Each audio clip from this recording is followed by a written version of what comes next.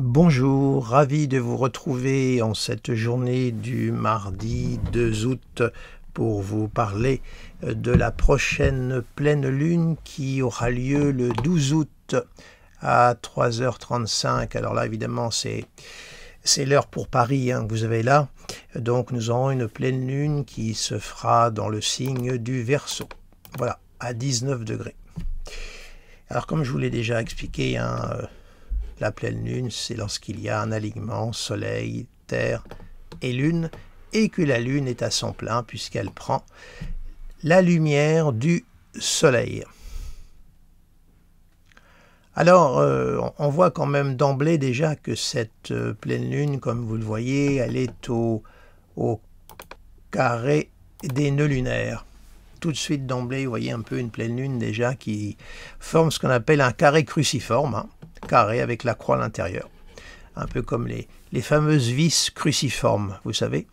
Donc on voit que déjà là, il y a quelque chose qui ne tourne pas rond. Un carré, par définition, pour faire comprendre un peu le sens d'un carré, je dis toujours que c'est quelque chose qui ne tourne pas rond. Donc il convient de s'arrêter, de faire une pause pour évaluer, étudier là où les raisons pour laquelle ou lesquelles les choses ne tournent pas rond. Voilà. Voilà déjà un petit aperçu de cette pleine lune qui est pratiquement en aspect exact de l'axe des nœuds. Ça, c'est une première chose. Alors, on va maintenant retirer les aspects. Alors, nous avons donc cette pleine lune là qui se fait dans le signe du Verseau. Alors déjà, que dire d'une lune qui est à son plein dans le signe d'air uranien du Verseau? Eh bien, c'est une lune qui a envie d'être libre, qui a envie d'exprimer ses sentiments, son activité, son affectivité, sa part de rêve. Voilà, c'est une lune qui a besoin de se sentir libre dans son espace, de se sentir indépendante. Uranus, c'est la planète de l'émancipation, de l'indépendance. Voilà, donc une pleine lune qui a besoin de respirer pleinement et puis de faire ce qu'elle veut. C'est dans le signe du Verseau, c'est Uranus, il y a un petit côté marginal, on n'a pas forcément envie toujours de traverser dans les clous, on a envie d'être libre, de faire ce que l'on ressent en fonction de ses rêves, de ses sentiments. Voilà un peu ce que je peux vous dire de cette pleine lune à son plein dans le signe du Verseau. Alors comme elle est dans le signe du Verseau, elle est donc sous la maîtrise d'Uranus, cette pleine lune, donc on va poser tout de suite Uranus pour voir un petit peu la relation qu'il entretient avec cette lunaison. Alors on sait qu'il est en Taureau. Et on s'aperçoit de quoi? On s'aperçoit évidemment qu'il est conjoint au nœud nord, puisque je vous fais cet enregistrement le 2 août. Hier, il y a eu la conjonction Uranus-Mars exacte, dont je vous ai déjà parlé dans une précédente vidéo. Et on voit donc que cet Uranus est au carré exact de cette pleine lune. On a ce qu'on appelle un carré hanté, une opposition reliée par un double carré. Donc on voit que déjà là, par ce carré, Uranus qui vient faire un carré à cette lunaison, on voit que cette aspiration à la liberté, au besoin effectivement de respirer, d'être à son aise, est un peu contrariée. Il y a un blocage, il y a quelque chose qui coince, qui ne tourne pas rond. Donc on voit déjà une pleine lune, bien on va dire sous tension. C'est quand même le Soleil et Uranus sont deux astres chauds, d'éléments feu l'un et l'autre. Donc on voit que cette pleine lune là, bien je dirais qu'elle n'est pas tout à fait dans ses pleins moyens d'expression. Tout au moins ce à quoi elle aspire est quelque peu contrarié. Alors, on va continuer à observer l'état du ciel tranquillement. Alors, on va poser immédiatement une planète qui est importante, c'est Saturne. Voilà. Saturne est rétrograde, il est à 22 degrés du signe du Verseau. Et on voit que ce Saturne-là est conjoint à la pleine lune et il participe au carré. 22 et à l'opposition du Soleil. On va poser la configuration dans son intégralité. On a donc Saturne qui s'en mêle. Alors Saturne en Verseau, il n'est pas si mal que ça en Verseau, vous savez. N'oublions pas que avant que l'on découvre les transsaturniennes, Saturne avait domicile en Verseau. Alors après, il y avait des différences pour les naissances de jour ou les naissances de nuit, à savoir qui entre le Capricorne ou le Verseau intervenait, mais là je ne vais pas rentrer dans ces notions techniques puisque ce n'est pas le propos de cette présente vidéo. Mais toujours est-il qu'on a un Saturne conjoint à la Lune et qui s'inscrit dans de grands carrés en T. Alors une conjonction Lune-Saturne, c'est un aspect de blocage. Il n'y a pas plus opposé, plus antinomique que la Lune et Saturne. La Lune, c'est l'enfant, Saturne, c'est le vieillard, la Lune, c'est la fertilité, Saturne, c'est la stérilité. Bref, l'astre de l'été, puisque la Lune a maîtrise sur le signe du Cancer, n'est-ce pas? C'est l'entrée de l'été, et Saturne sur le signe du Capricorne, c'est l'entrée de l'hiver. Donc, on n'a pas plus opposé. Et c'est un aspect de frustration, c'est un aspect de frein. C'est-à-dire que cette lune qui est à son plein en Verseau, qui veut vraiment respirer, a la contrainte de Saturne qui vient un peu l'ombrager, qui vient un peu la bloquer, qui vient la comprimer. Saturne est plutôt un principe étroit, alors que la pleine lune est en dilatation, en pleine expansion. Et on voit que Saturne est dans sa phase de rétro, donc un Saturne qui rétrograde est très très fort. Et la Lune est en train progressivement de s'approcher, puisque 6 heures plus tard, il y aura une conjonction Lune-Saturne. Donc on voit qu'on a déjà là une pleine Lune, comme je le dis pour employer un euphémisme, contrariée, bloquée. Comment dirais-je, elle n'est pas libre de ses mouvements. Il y a de la contrainte, il y a de la frustration, il y a des interdits, il y a des empêchements. Bref, est difficile de dire autre chose au vu de cette configuration. Autrement dit, la pleine lune qui nous attend est une pleine lune de tension. Et il est vrai que la nouvelle lune qui s'est faite dernièrement au début du Lion n'était pas mieux. Alors on va rajouter une autre planète tout de suite derrière. On va rajouter Mars. Et vous voyez que Mars est à 25 degrés du Taureau et que ce Mars, bien, il s'inscrit dans le carré. Alors certes, c'est un carré séparant pour l'aspect Lune-Saturne, mais le carré est quand même inscrit au moment de la pleine Lune. Donc voilà un Mars qui vient en plus s'inscrire à l'intérieur. Alors Mars, lui, c'est une planète qui fonce, une planète d'action, une planète qui n'aime pas qu'on lui mette des bâtons dans les roues, qu'on lui mette des freins. Il est dans l'ordre de la conjonction toujours d'Uranus. Il est encore chargé des valeurs d'Uranus. Et il vient au carré de tout cela. Il vient donc bousculer, il vient apporter sa note de contestation, sa note de révolte, parce que lui aussi, il est barré, il est, je dirais, freiné dans ses élans. Il y a quelque chose qui tombe en travers de sa route, et Mars n'aime pas ça du tout. Quand quelque chose tombe en travers de sa route, il le tranche. Et puis Uranus, lui, il le pétrifie, il le foudroie. Donc on a là une conjugaison Lune-Saturne de frustration, d'enfermement, d'introversion, et Uranus-Mars qui est tout le contraire. On a donc là une pleine lune en, comment je dirais, je ne vais pas dire paradoxale, mais au niveau des énergies qui est complètement, je dirais, sous tension, complètement en force d'opposition. Donc ça veut dire qu'il y a là une période, il va falloir donc sur le plan individuel et sur le plan collectif. Alors le plan collectif, évidemment, on ne peut pas le contrôler, hein, on est un petit peu ballotté par le collectif, par cet inconscient collectif, mais tout au moins sur le plan individuel, il faudra quand même se montrer prudent dans nos actions, dans nos décisions, au moment de la formation de cette pleine lune et durant tout le cycle de cette lune. Il faut toujours tenir compte que nous sommes au début du cycle de la pleine lune et que les choses ne se font pas forcément ressentir au moment de la pleine lune. Il faut toujours garder ça à l'esprit. Tenons compte des orbes. Donc on voit là une pleine lune qui est en tension. Alors bien entendu, les signes fixes sont particulièrement concernés.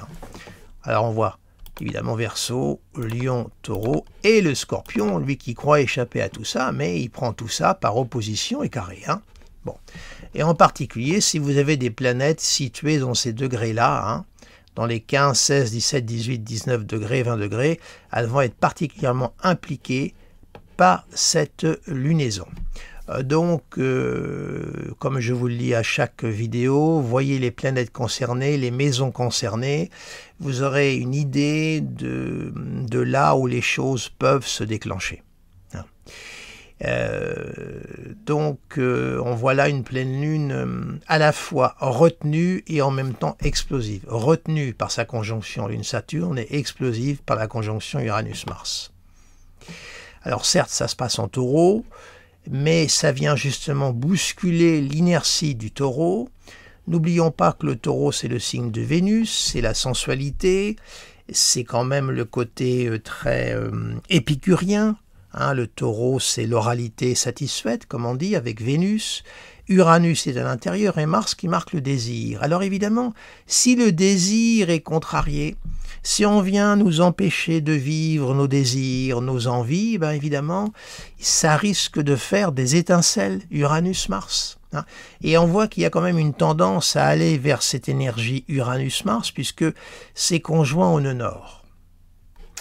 Alors on va continuer. On va poser Mercure, l'agent de liaison, le coursier. Alors Mercure, lui, il est en Vierge. Il est au trigone d'Uranus. Voilà. Mais tout de même, il y a la Lune là qui est ici, hein, et qui progressivement... la Lune va, j'allais vous dire une bêtise, pardonnez-moi, il n'y a rien à voir, la Lune n'a strictement rien à voir avec Mercure, pardonnez-moi. J'étais en train de vous la positionner en Poisson, veuillez m'excuser. Donc on a un Mercure qui est au trigone d'Uranus, d'autant plus un Mercure qui a envie aussi de s'exprimer librement. C'est un trigone appliquant, puisque au fur et à mesure, le trigone va être de plus en plus exact, au même titre que Mercure ira au trigone de Mars. On a donc un Mercure dans son signe, le signe de la Vierge, donc dans son signe de prédilection, il est parfaitement bien. C'est un Mercure posé, réfléchi, analytique, qui sait prendre du recul, mais qui entretient quand même un bel aspect avec Uranus, donc un Mercure qui a envie d'aller de l'avant, qui a envie aussi d'être libre dans ses mouvements, libre dans son expression en totalité, c'est-à-dire la libre circulation des hommes et des idées, si j'ose employer cette formulation bien connue. Donc on a un Mercure qui est libre, donc ça veut dire que sur le plan mental, il va y avoir quand même un climat Mercure Vierge, donc un climat quand même analytique, réfléchi, intellectuel, qui aura besoin d'être totalement libre dans ses mouvements, et cette lucidité, en fin de compte, mercurienne de par la Vierge, appuyée par un Uranus qui peut aussi apporter un éclairage. N'oublions jamais aussi qu'Uranus est la planète de l'éveil. C'est un peu Eureka, j'ai trouvé. Uranus entretient un aspect avec Mercure. Ce climat-là de tension, de blocage, d'empêchement, avec ce Mercure qui est plutôt bénéfique, ben, il peut y avoir une contestation, il peut y avoir là, sur le plan, je dirais, de la confrontation des idées, sur le plan de l'expression, à la fois écrite mais même orale, il peut y avoir de la réaction, il peut y avoir des réactions, je dirais, très construites, très précises, très intelligemment formulées. Bref, on a là un climat sur le plan intellectuel qui est plutôt intéressant. Alors on va continuer cette exploration. On va positionner, tenez, Vénus, puisque Vénus a maîtrise sur le tandem Uranus-Mars. Vénus est en Lion, au tout début du Lion. Elle est à 0 degré du Lion, elle est pour l'instant, on dit qu'elle est férale, elle n'entretient pas d'aspect particulier, elle est donc également libre de ses mouvements. Hein, on a là une Vénus pour l'instant, par rapport évidemment aux planètes que je viens de positionner, qui est libre. Mais nous allons continuer, on va positionner Jupiter. Alors la Vénus Lion, oui, je passe un petit peu vite dessus. Bien écoutez, Vénus en Lion, c'est une Vénus solaire, hein, donc elle est dans le signe du Lion, donc sous la maîtrise du Soleil, disais-je. C'est une Vénus de beauté, de rayonnement, une Vénus, je dirais, lumineuse, esthétique, c'est tout sauf la Vénus de la laideur. Hein, totalement l'opposé de tout ça. Ça correspond en fin de compte à une conjonction Soleil-Vénus, pour vous faire comprendre un petit peu les choses. Hein. Voilà. Alors évidemment, ceux qui ont des planètes là, toute fin Cancer et tout début Lion, bah, elle a un petit transit de Vénus qui est plutôt sympathique, hein, qui est à surveiller, qui va jouer par trigone pour les derniers décans Scorpion, premier décan, premier jour Sagittaire.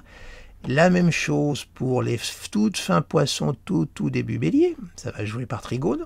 Ça jouera aussi par sextile. Hein. Alors par sextile pour les toutes fins de Taureau et début Gémeaux, bref. Et également pour les toutes fins Vierge et début Balance. Voilà. La petite note agréable de ce transit de Vénus. Donc positionnons Jupiter. Ah, Jupiter, lui, est en Bélier également. Il est dans sa phase de rétro, comme vous le voyez. Et c'est pareil, il n'entretient aucune relation avec la lunaison. Alors que dire d'un Jupiter rétrograde, féral pour l'instant? Féral, ce qui veut dire sans aspect avec ses congénères planétaires. Eh bien, c'est un Jupiter qui est libre. Il n'est ni soutenu, ni empêché. Certes, il est rétrograde. Ça veut dire qu'il commence à prendre un peu de recul. Donc l'énergie jupitérienne dans le signe du Bélier commence un peu à prendre du recul, mais en prenant du recul, elle réfléchit. Elle commence à cogiter, elle commence à récapituler. Donc là, c'est un Jupiter qui est plutôt, je dirais, propice si vous avez des projets, si vous avez même des questions administratives, juridiques en cours. C'est le moment de vous pencher sur celles-ci et de bien étudier votre affaire, c'est qu'à de le dire, pour voir un petit peu où vous en êtes.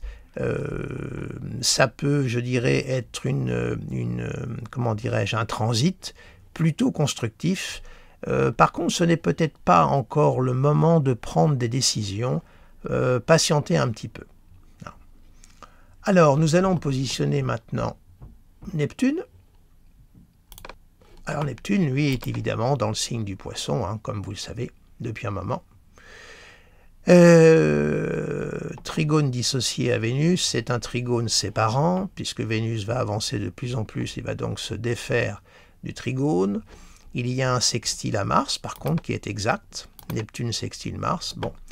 Alors, ce Neptune est plutôt bien aspecté.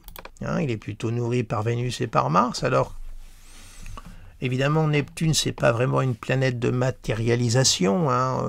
On dit toujours que Neptune tend plutôt à dématérialiser ce qu'il rencontre. Ça veut dire que nos rêves, nos aspirations Neptune et nos désirs, on voit qu'il y a un besoin là aussi de les vivre pleinement. Hein. Mais le problème, c'est que ce désir de vivre pleinement, excusez-moi les redondances, ce désir de vouloir vivre pleinement nos désirs, nos aspirations, nos rêves, évidemment se trouve à être dans un champ, un contexte de grande contrariété. Hein. Donc on voit qu'il y a des énergies qui s'opposent complètement, c'est comme s'il y avait un combat intérieur qui était mené. Hein. Alors là aussi, il faut voir dans la vie de chacun où vous en êtes, ce que vous avez fait, ce que vous espérez, parce qu'il y a à la fois des projections sur le futur par ce trigone Mercure-Uranus plutôt constructive, hein, c'est en signe de terre tout de même, hein, qui sont là, et puis des aspirations à nos désirs qui sont également largement nourris, un beau sextile Neptune-Mars, hein, appuyé sur un trigone dissocié de Vénus qui va très très vite se détacher, c'est pour ça que je n'insiste pas trop. Voilà, on a plutôt des aspects très agréables, très beaux, mais alors dans le contexte d'une pleine lune qui, elle, ne l'est pas du tout. Ah, vous voyez, voilà. Donc on voit un climat de... C'est très inconfortable, en fait, voilà. On n'est pas... Ça coince aux entournures. C'est comme si on avait un costume qui nous plaît, mais d'un seul coup, il nous apparaît trop étroit. Hein, ça craque aux coutures, ça tire. Alors, on va positionner maintenant Pluton. Alors, Pluton est là, toujours.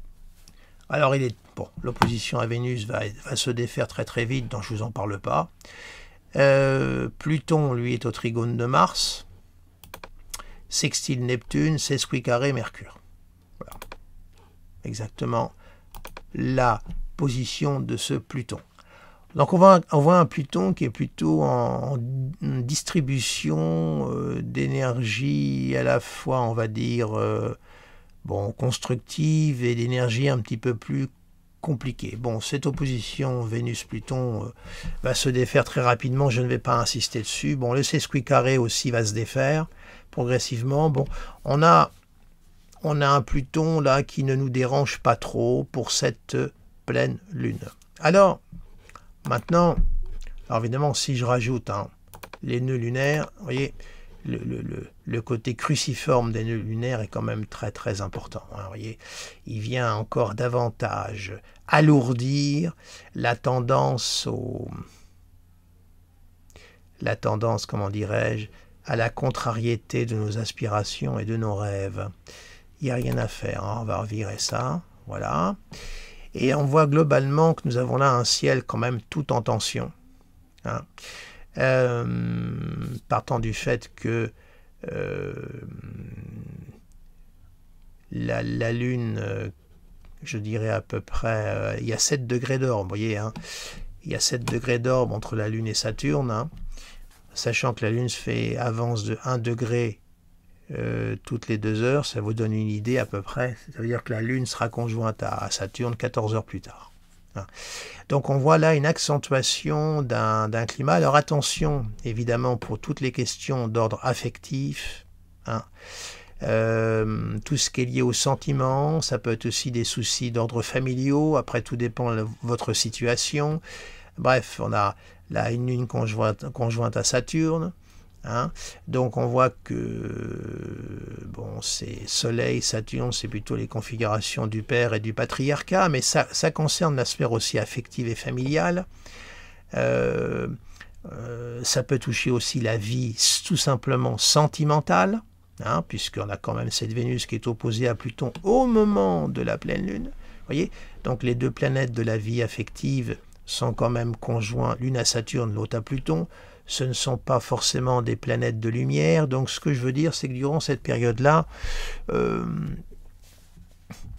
s'il y a du désaccord dans les relations de couple ou la relation amoureuse, écoutez, ne prenez pas de décision, prenez du recul, n'entrez pas dans la polémique, surtout avec cette conjonction Uranus-Mars, évitez surtout, parce que là, ça pourrait tourner court et être un peu trop cassant, et vous pourriez peut-être être amené à le regretter par la suite, puisqu'on voit qu'il y a quand même un sextile, vous voyez, Pluton avec Neptune, relié par le trigone de Mars, vous voyez, donc il y a plutôt là des aspects qui tendraient à amener du regret par la suite. Donc évitez d'entrer dans des polémiques, surtout que Mercure en Vierge, appuyé par Uranus, qui peut être très lucide, ça peut être le Mercure qui coupe les cheveux dans le sens de la longueur, qui demande à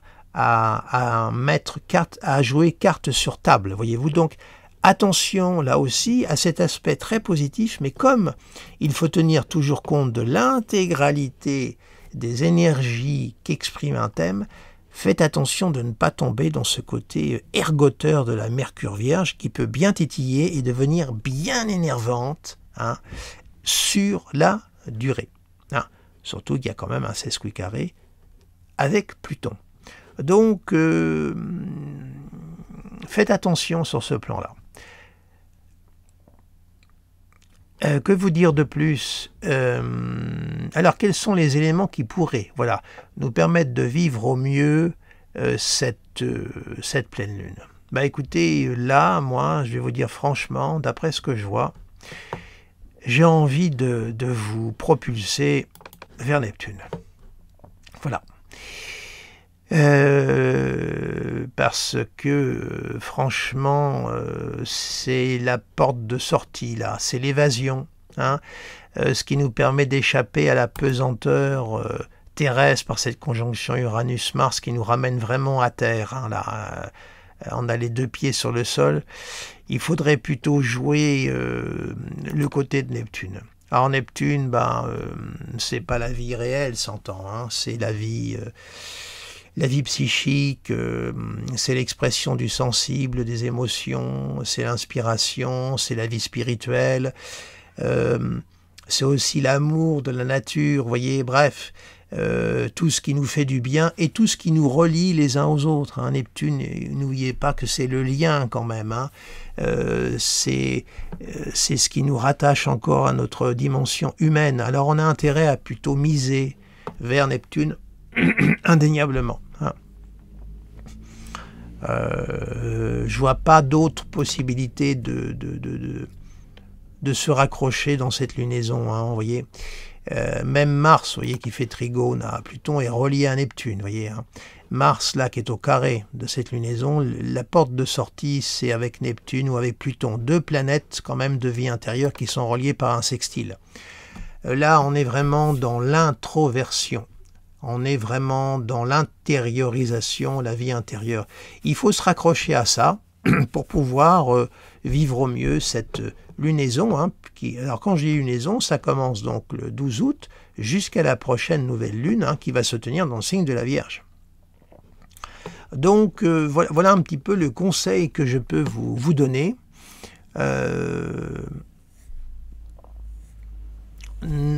Évitez d'entrer trop facilement dans le conflit, le côté très explosif. Mars en taureau, il fonce, hein, c'est le taureau de l'arène, attention. Hein. Quand ça part, et ça fait du dégât. Hein. Donc faites plutôt le Mars de l'esquive par Neptune plutôt que le Mars qui fonce, hein, par Saturne. C'est vrai que Saturne-Mars est un aspect de telle tension, Saturne-Uranus, pardonnez-moi, le carré qui se reforme. Alors oui, je n'ai pas insisté sur la reformation du carré Saturne-Uranus, mais c'était la configuration qui a régné durant toute la période de confinement. Le carré est en train de se reformer, donc là aussi, on voit qu'il va y avoir encore une période certainement de frein, de restriction. Alors la restriction pourra jouer peut-être... on sait qu'il y a un risque de crise alimentaire. Hein. Alors bon, il y aurait un accord, soi-disant, qui aurait été passé entre l'Ukraine et la Russie pour les couloirs alimentaires. Mais bon, il faut se méfier, on est quand même dans un terrain fragile, hein, actuellement. Donc, méfions-nous quand même de tout ça. Ça pourrait être remis en question à tout instant. Uranus-Mars étant un aspect explosif. Donc, on est quand même dans une période qui n'est pas très très gaie sur le plan, je dirais, mondial. Hein. Surtout que Uranus-Mars est sur le nœud nord, donc on a plutôt tendance à se précipiter vers cette configuration. Alors c'est vrai aussi que la conjonction Uranus-Mars, c'est aussi le moyen de mettre du neuf dans sa vie, de faire un gros nettoyage. Mars, c'est le désir, on veut avancer, et puis Uranus, c'est le déblayage. On met du neuf dans sa vie. Alors, ça peut être aussi pour certains d'entre vous, par exemple pour les natifs du Capricorne et les natifs de la Vierge, ça joue par trigone, hein, un moment de faire du tri dans votre vie, d'aller à l'essentiel. Vous savez, Uranus est un principe de concentration, fixé sur un objectif, et on ne le perd pas de vue. Avec Mars en plus à l'intérieur, qui est plutôt comme je vous dis, une énergie qui fonce et qui va droit devant. Donc on a là un cocktail qui est plutôt efficace. Donc je dirais que le côté évidemment positif, c'est ça, c'est que ça permet de faire un gros nettoyage, de mettre du neuf dans sa vie. Alors là, vous voyez, pour les signes de terre, hein, ça peut s'avérer constructif. Pour les signes d'eau, ça joue par sextile. Alors le sextile est un aspect un petit peu plus doux que le trigone, mais c'est un aspect en même temps très mercurien, vénusien, donc plutôt forcément positif. Hein. Donc il y a quand même ce côté aussi qui est là, qu'il ne faut surtout pas négliger. Et puis enfin, on a un soleil en Lion, donc le soleil en Lion, c'est aussi le cœur qui bat. Hein, on a là le cœur est sollicité durant toute cette période. N'oublions pas que le soleil, sur le plan physiologique, régit le cœur, et ensuite c'est globalement aussi la générosité. Donc on voit qu'on a là un besoin de vivre pleinement. On a envie que le cœur batte librement, sans entrave. Et là, Il y a plutôt des accidents cardiaques à l'horizon avec ça. Hein, soleil. Voilà. Eh bien, écoutez, je vous remercie de votre attention. Pour les nouveaux venus, n'hésitez pas à vous abonner à ma chaîne. N'hésitez pas non plus à vous abonner à mon site internet. Vous verrez l'adresse apparaître en fin de vidéo parce que je rédige également des articles. Si vous aimez cette vidéo, eh bien écoutez, exprimez-le par un j'aime. N'hésitez pas à la partager si vous estimez qu'elle mérite de l'être. Vous avez toute liberté, bien entendu. Sur ce, je vous remercie de votre attention. Je vous souhaite de très belles vacances si vous êtes en vacances et je vous dis à très bientôt.